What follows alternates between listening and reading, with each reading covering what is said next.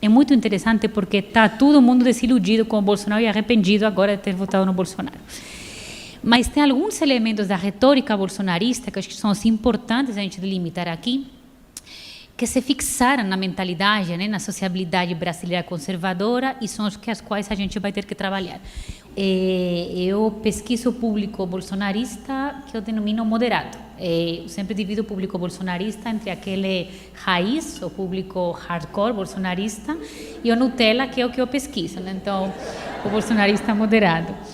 Que é um público muito interessante, porque é um público que majoritariamente já votou no PT várias vezes e agora votou no Bolsonaro por questões que pouco tem a ver com uma questão de discurso de ódio, da afetividade do ódio, e que tem mais a ver com um voto muito mais de frustração, de desencantamento, de desesperança, e no final das contas um voto muito antipolítico, né? Então, o que eu queria falar aqui com vocês hoje um pouco é como que essa retórica bolsonarista ela consegue conectar com esse público, esse conservador moderado, porque é muito importante entender isso. Eu sempre digo que o bolsonarismo vai além do Bolsonaro.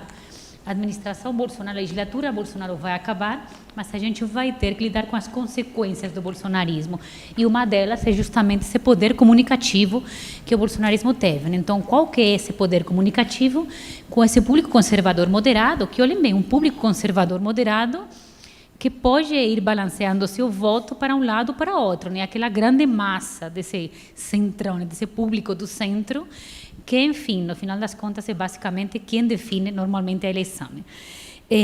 Eu sempre digo que eu optei por falar com esse público, porque tem outro público bolsonarista raiz, que é aquele público que se identifica com o Bolsonaro por conta da sua adesão ao discurso de ódio, que é esse público, né, que eu denomino como um público fascista, né, aquele que adere a uma ideologia fascista, mas com esse público, acho que vocês concordam comigo, não dá para conversar, né? Portanto, vamos partir para outro público, que é aquele que dá para conversar, né? E vejam bem, eu sempre gosto de começar falando de uma coisa. O bolsonarismo, e isso é importante a gente entender, ele representa um empoderamento desse público conservador. É um público que estava, antes a gente fala um pouco dentro do armário, e saiu para as ruas, saiu para a cena política, ganhou a esfera pública. E isso é importante, porque a gente vai ter que lidar, a partir de agora para frente, com um público de direita empoderado, com um público conservador empoderado. E isso para nós é relativamente novo, né? A gente não sabia, não estava lidando, né, há pouco tempo com esse público de direita indo para a rua, falando, gritando, ganhando espaço público, entrando nos conselhos tutelares, entrando nas reitorias, etc. Então, acho que essa ideia do empoderamento desse contrapúblico conservador de direita é muito importante. A gente vai ter que lidar com essa consequência por um longo tempo. E vejam bem, nessa minha pesquisa, eu estou fazendo pesquisa agora, eu fiz um bloco de entrevistas com esses bolsonaristas em março, julho, agosto e agora um novo bloco de pesquisas. É muito interessante porque está todo mundo desiludido com o Bolsonaro e arrependido agora de ter votado no Bolsonaro. Mas tem alguns elementos da retórica bolsonarista que acho que são importantes a gente delimitar aqui, que se fixaram na mentalidade, né, na sociabilidade brasileira conservadora e são as quais a gente vai ter que trabalhar. O mais importante deles é a moralização do espaço público, a moralização da política. Esse é um vetor discursivo que o bolsonarismo traz muito à tona e que é um elemento com o qual a gente vai ter que trabalhar. Então, questões como essa ideia de uma... E eu diria, inclusive, muito mais do que moralização, uma cristianização da esfera pública, né? A gente vê valores de nível ético-moral e, obviamente, perpassados pela lógica cristã, que permeiam o debate da esfera pública, da esfera política, muito mais do que, muitas vezes, políticas públicas e questões ideológicas de perfil mais tradicionalmente político. Então, é muito interessante você lidar com esse público, né, mais centro-moderado, porque sempre há esse tipo de questão. Então, nesse sentido... As questões, por exemplo, sobre a sexualidade são absolutamente centrais para esse público e nós temos que dar, de fato, uma narrativa, uma contranarrativa. Vocês lembram daquele episódio lamentável do Crivella recolhendo naqueles quadrinhos, né, na Bienal do Rio, porque tem aquele... o beijo gay, né? Falando com esse público conservador moderado, esse tipo de ação foi muito bem acolhida, porque qual que era a retórica desse público? O Crivella não está fazendo mais do que o necessário, está protegendo a família. Então, a ideia da família essa ideia da família, do ataque à família, pela hipersexualização da vida, a ideia da família atacada também pelo campo da esquerda, e a ideia de recuperar os valores éticos e morais do campo de vista da religião e do campo de vista também do militarismo, né? A hierarquia, a ética, a disciplina, a ordem, o controle, isso é fundamental para esse campo conservador e são elementos que o bolsonarismo, se sabe muito bem, fixou muito na população. A gente vai ter, de alguma forma, que lidar com isso, né? Uma outra coisa muito importante que o bolsonarismo fixa também no campo retórico comunicativo, e não só o bolsonarismo, né? Vocês veem isso na ultradireita, na extrema-direita lá fora, é uma coisa muito forte seria a seguinte: o Bolsonaro, na verdade, não é violento, não é agressivo, ele está sendo basicamente honesto, porque ele não é levado pelo roteiro do marketing eleitoral, então a brutalidade dele, no fundo, é honestidade, né? É sinceridade, né? Essa coisa de ele é espontâneo. E tem outra coisa muito importante, e ele está, eu estou citando literalmente entre aspas, está se livrando da tirania do politicamente correto das pautas identitárias. Essa é aí uma boa enrascada para a gente, né? Então, o que acontece? As pautas identitárias, que para nós, eu falo identitária, essa falta vem de um outro, talvez, conceito, mas vocês sabem muito bem o que significa, que para nós é uma luta caríssima, estão, de fato, provocando uma rejeição extremamente virulenta, agressiva, mas que coesiona muito o campo conservador.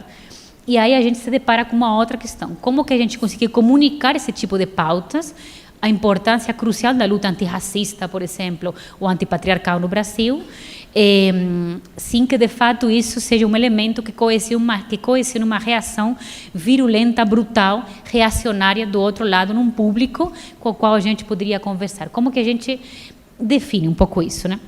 Então, nós temos esse problema da mensagem, como que nós comunicamos nessa esfera da moralização política, pública, etc., essa reação ao identitarismo, e nós temos o problema do canal da comunicação. Quer dizer, não é só a pauta que a gente coloca, é o canal também.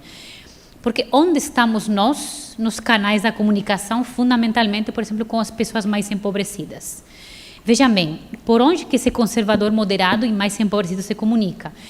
Ele tem, obviamente, os grandes canais comunicativos, né? Como a Cláudia falava aqui, a gente está fora totalmente da lógica Globo, de TV, né? Ele tem um acesso a uma ferramenta comunicativa fundamental e simbolicamente importantíssima, que são as TVs religiosas, por exemplo, que estão continuamente fazendo campanha por essa moralização do espaço público e da política. E ele tem acesso cotidiano a um outro elemento também que é muito poderoso na formação da psique política do cidadão, que é o que eu denomino assim, a datenização da TV, os programas policialescos que continuamente fazem uma campanha indireta pela direita, né? A ideia do cidadão de bem, do bandido bom e bandido morto, etc. Nesse círculo comunicativo, nesse triângulo comunicativo, mais bem, a gente não aparece em lugar nenhum. Qual é o nosso canal de comunicação com esse público? Qual é o nosso acesso comunicativo com esse público, né? Nós temos muito pouco, de fato, né? Então a gente tem que abrir esse tipo de canais comunicativos. Vocês sabem que eu estou testando agora a penetração do Luciano Huck nessas camadas, que é muito forte. Eu já vou avisando, porque eu estou assim. Eu falo para meu marido, eu estou me cagando com essa ideia, mas está aí e aparece muito forte. Olha que uma senhora me disse outro dia, uma mulher negra, periférica, ela me disse assim: professora, eu votaria no Luciano, não no Luciano Huck, no Luciano. Eu gosto dele porque ele é bonzinho, se preocupa pelos pobres, ele é bonzinho, se preocupa pelos pobres, e eu ainda conheço ele porque assisto o tempo todo ele na TV, né? Então, olhem que interessante essa frase. Eu conheço ele porque assisto ele na TV. Questão de canal comunicativo. A gente não está onde ele está, né? Num programa cada final de semana, 3 horas, onde parece que se preocupa pelos pobres, né? E um último problema de retórica e comunicação somos nós mesmos, o interlocutor. O campo progressista da esquerda passou por um processo de intensa criminalização, você sabe muito bem, de intensa desumanização pelo bolsonarismo, de um intenso estigma, até tal ponto que nós somos, de fato, a personificação da figura do inimigo, né? A direita sempre precisa de um inimigo, né? A extrema-direita sempre precisa da figura retórica do inimigo. Se não estiver um inimigo, inventa e não tem problema. Nós somos esse inimigo. Agora, o que eu vejo, por exemplo, e já termino com isso, com esses bolsonaristas moderados? Eles se sentem defraudados pelo bolsonarismo e eles estão sentindo muito e eu pesquiso muito esse público mais empobrecido, o impacto das reformas anti-trabalhador e anti-povo. Então, a grande maioria deles é contra a reforma da Previdência, a grande maioria é ferozmente contra as reformas trabalhistas, terceirização irrestrita, etc. Então, nós temos, e eles apelam, né, um pouco até desesperadamente, porque algum tipo de campo político se organiza em torno à defesa do trabalhador e as pautas econômicas para a proteção dos mais pobres e diminuição da desigualdade, que vocês viram no outro dia, está alcançando níveis históricos a desigualdade. Então, acho que a gente tem uma janela aí de oportunidade para reconectar com esse público, para mostrar que o campo progressista, de fato, consegue se desfazer desse lastre retórico, né, do ódio do bolsonarismo, e nós conseguirmos ser como um entrevistado me disse outro dia: vocês da esquerda dizem que se preocupam pelo pobre, demonstrem-me que vocês me preocupam, né, que se vocês se preocupam. Então, acho que essa é a nossa janela. Obrigada. Para mim, uma coisa é clara: o Brasil tem uma tendência a ter uma população fascistoide, isso sem dúvida nenhuma. Por quê? Porque a sociabilidade brasileira, ela se constrói em base justamente à desigualdade, ao racismo e à negação do outro, que são elementos básicos da criação do fascismo.